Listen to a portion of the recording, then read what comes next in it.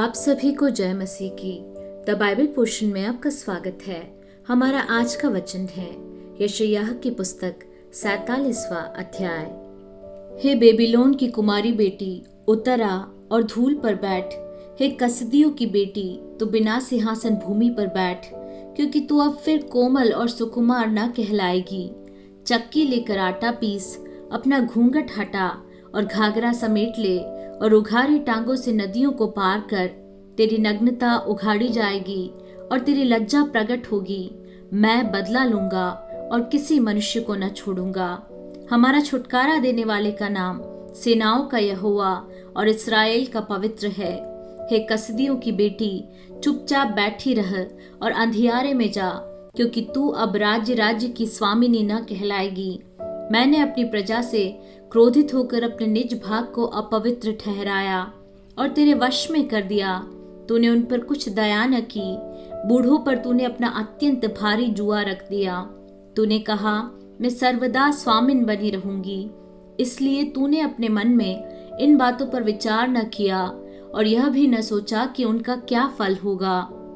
इसलिए सुन, तू जो राग रंग में उलझी हुई निडर बैठी रहती है और मन में कहती है कि मैं ही हूँ और मुझे छोड़ कोई दूसरा नहीं।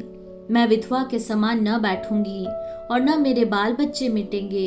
सुन, ये दोनों दुख अर्थात लड़कों का जाता रहना और विधवा हो जाना अचानक एक ही दिन तुझ पर आ पड़ेंगे। तेरे बहुत से टोन हों और तेरे भारी भारी तंत्र मंत्रों के रहते भी ये तुझ पर अपने पूरे बल से आ पड़ेंगे। तूने अपनी दुष्टता पर भरोसा रखा। तूने कहा, मुझे कोई नहीं देखता।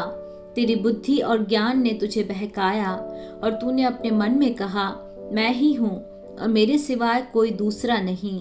परंतु तेरी ऐसी दुर्गति होगी जिसका मंत्र तू नहीं जानती, और तुझ पर ऐसी विपत्ति पड़ेगी कि तू प्रायश्चित करके उसका निवारण न कर सकेगी। अचानक विनाश तुझ पर आ पड़ेगा जिसका तुझे कुछ भी पता नहीं। अपने तंत्र मंत्र और बहुत से टोनहों को, जिनका तूने बाल्यावस्था ही से अभ्यास किया है, उपयोग में ला। संभव है तू उनसे लाभ उठा सके या उनके बल से स्थिर रह सके। तू तो युक्ति करते करते थक गई है। अब तेरे ज्योतिषी जो नक्षत्रों को ध्यान से देखते और नए नए चांद को देखकर होनहार बताते हैं, वे खड़े होकर तुझे उन बातों से बचाएं जो तुझ पर घटेंगी।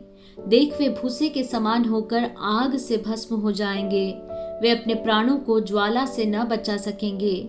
वह आग तापने के लिए नहीं, न ऐसी होगी जिसके सामने कोई बैठ सके। जिनके लिए तू परिश्रम करती आई है, वे सब तेरे लिए वैसे ही होंगे, और जो तेरी युवावस्था से तेरे संग व्यापार करते आए हैं, उनमें से प्रत्येक अपनी अपनी दिशा की ओर चले जाएंगे। तेरा बचाने वाला कोई न रहेगा।